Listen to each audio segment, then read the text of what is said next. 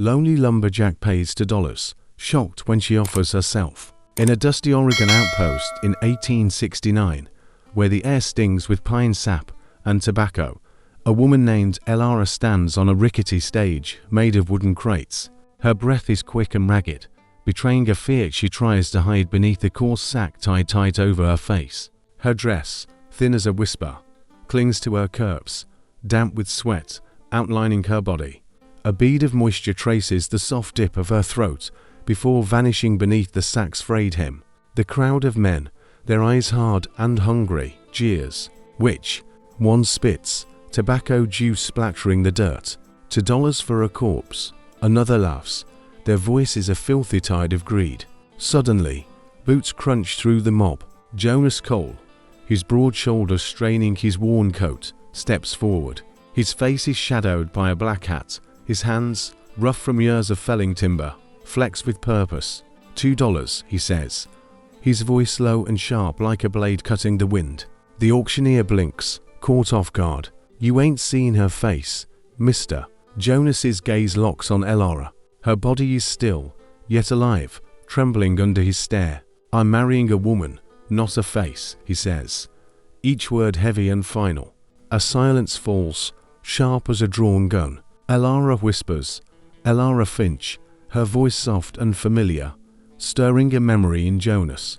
A snowbound cave, a fire's glow, a woman who saved him. His pulse races, desire and danger coiling tight. Has he just bound himself to a ghost from his past? If this tale of fire and redemption pulls you in, drop a like. Tell us where you're riding from in the comments, and subscribe. Hit the bell to catch the next trail. Jonas Cole leads Elara Finch through a trail of crushed pine needles. The forest folds around them, muffling the outpost's cruel laughter. Her hands, bound by frayed twine, clutch the rope. The burlap sack, tied loose at her neck, shifts with each breath, revealing glimpses of her chin and lips, which are trembling but firm. The sack's ragged and worn hem lets her steal glances at the ground. Her bare feet step surely, despite the shadow over her face. Her faded and clinging dress traces the curve of her hips, swaying with each step, pulling Jonas's gaze before he snaps his eyes to the path, his jaw tight. The old mule plods behind, sacks of flour and salt rattling softly. The cabin rises ahead, its dark pine walls braced against a rocky rise, a rusted horseshoe nailed above the door frame. Jonas pushes the door open, its hinges groaning like a buried secret. You stand where you choose, he says, his voice as rough as split timber. No one's placing you now. Elara steps inside slowly, her fingers grazing the smooth floor as she crouches by the far wall, knees drawn up, the sack fluttering faintly. Jonas moves to the stove, iron clanking, water simmering. The air warms with the scent of smoked meat and a faint bite of cinnamon.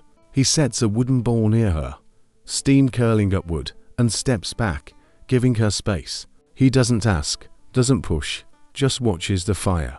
Its glow steady. Elara's breath steadies, her fingers loosening on the twine. She lifts the sack's frayed edge just enough to see the bowl.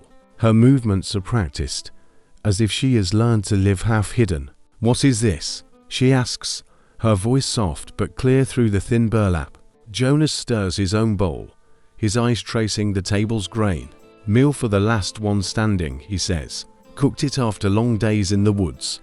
Always set 2 bowls, even when no one came. Elara tilts her head, the sack shifting. A lock of dark hair slips free, brushing the soft curve of her jaw. Kissed by the firelight. Why 2? She asks, a whisper that cuts deep. Jonas's grip tightens on the spoon, his knuckles whitening. For my wife, he says, his voice low and cracked. After the war, for coming home alive. Now, for you.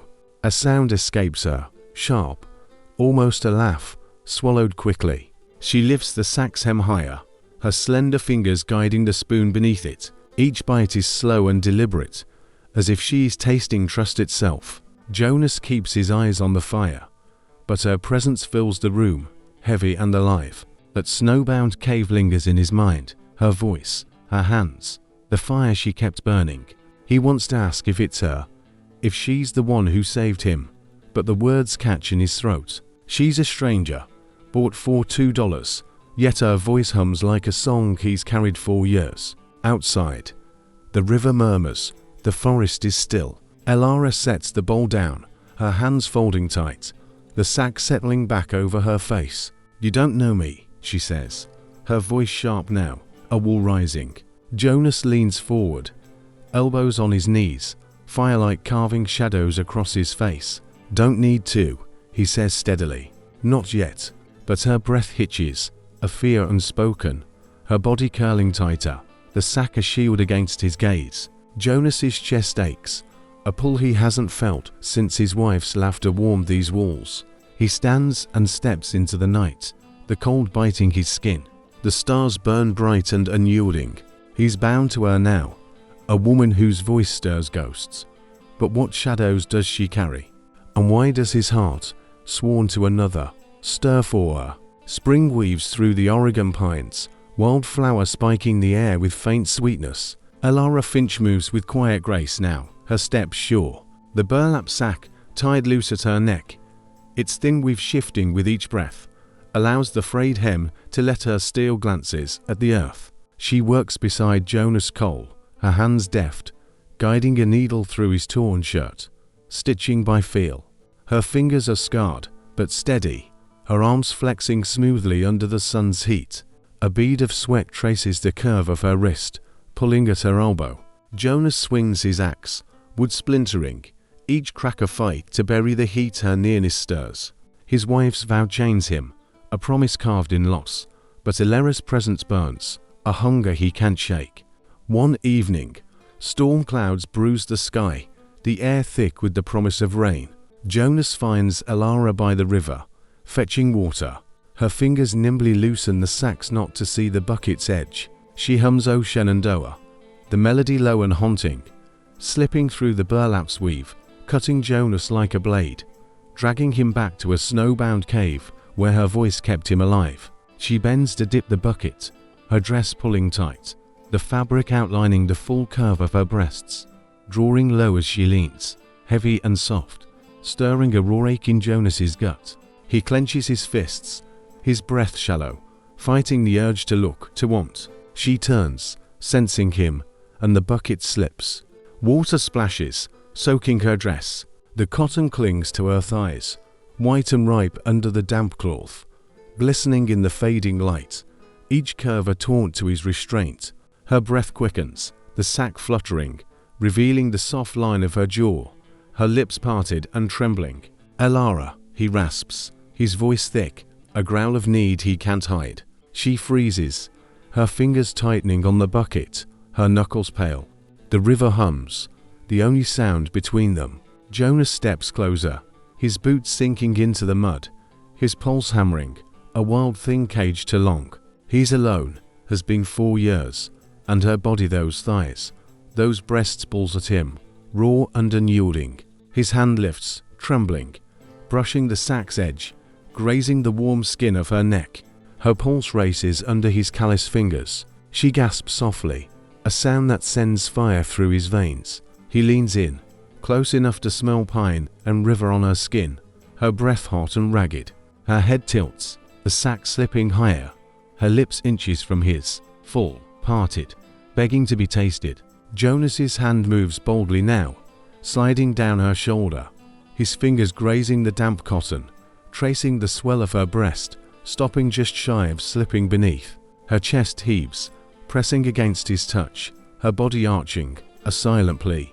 He growls low, wanting to rip the sack away, to see her, to claim her. But the vow to his wife screams in his skull. He pulls her closer, their bodies brushing, his thigh pressing against hers firm, warm, the friction electric. Her hands grip his coat, her fingers digging in, her breath a shudder against his jaw. He tilts her chin, his lips hovering over hers, so close he feels their heat, tastes her air. The world shrinking to the pull between them, a bowstring stretched to breaking. A sharp crack splits the night, a branch snapping in the pines, too close, too deliberate. Jonas jerks back, his hand dropping, desire curdling to ice. Elara stumbles, tugging the sack down, her breath jagged, The moment shattered. The forest stills, the river drowned by distant hoofbeats. Jonas's hand finds the knife at his belt, his eyes scanning the trees. "Someone's out there," he says, his voice hard and low. Elara grips the bucket, her body tensed, the sack snapped back into place, a shield against the world. Hoofbeats grow louder. A shadow breaks through the pines. Cullen Morse, a bounty hunter, steps into view, his duster torn, his eyes sharp as a blade. "Looking for work," he says. "Coal." But his gaze rakes Elara, lingering on the damp dress, the hidden face. "Heard you got a new wife." Jonas steps between them, his stance wide, shielding her. "Ain't your concern," he growls, each word a bullet. Cullen smirks, his fingers brushing his pistol. "Might be," he says, his voice smooth and venomous. Talks going round about a girl with a scar running from blood. Elara's hand grazes Jonas's arm, trembling, a fleeting anchor. The air crackles, storm clouds rolling closer. Cullen turns, melting into the trees, but his words tighten like a noose. Jonas looks at Elara, her form rigid under the sack, and feels her secrets clawing free. What blood stains her past? And can he stand against a man like Morse when his own heart is already breaking? The forest hums with danger, the river's song drowned by the echo of Cullen Morse's hoofbeats. The cabin air chokes with dust and blood. Cullen Morse is pinned beneath Jonas Cole's knife, his words, "My brother," still burning. Elara Finch stands frozen, the burlap sack loose at her neck, its thin weave slipping, her scar bared, a jagged truth across her cheek. Her breath shakes, eyes glinting through the sack's frayed hem. "I didn't lie," she whispers, her voice raw and steady. "He attacked me. I fought to live." Jonas's grip falters, his eyes searching hers, seeing the woman who saved him in the snow, not a killer. Cullen laughs bitterly, lunging for his pistol. Jonas drives the knife down, not to kill, but to disarm, the blade pinning Cullen's sleeve to the floor. "Enough," Jonas growls, binding Cullen's wrists with Elara's own twine. Days later, the outpost buzzes with whispers. Margot Lewis, a cook from Elara's past, steps forward, her voice trembling but clear, swearing Elara's innocence before Sheriff Willard Reed. "She fought for her life," Margot says, her words cutting through years of lies. The warrant lifts, the news of Elara's past unravels. She stands by the cabin, the sack now a folded cloth in her hands, frummed with purple flowers and a single pine sprig she stitched herself. Jonas watches, his chest tight. The vow to his wife fades like a shadow under dawn. He steps closer, his hand brushing hers, warm and steady, no longer forbiddance. Elara's lips part, a soft smile breaking through. Her scar catches the light. No longer a shame, but a mark of survival. They wed under a pine canopy. Elara's dress is simple, her veil the burlap, reborn, stitched with her own hand. The river hums, the forest soft with spring.